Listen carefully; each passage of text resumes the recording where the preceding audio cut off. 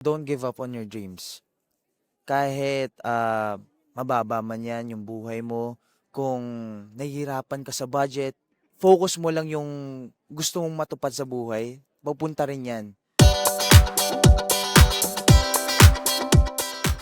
Opo, first time ko. Natutuwa pero minsan nervyoso kasi yung sinabi niyang, "Sino-sino ka?"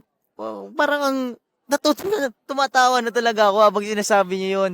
Pero grabe, with my mom also in there, so grabe yung feeling ko na makasama sila.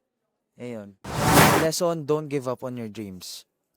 Kahit mababa man yan yung buhay mo, kung nahihirapan ka sa budget, focus mo lang yung gusto mong matupad sa buhay, papunta rin yan. Focus on yourself, focus mo muna yung sarili mo bago yung iba, and ayun, lead the way.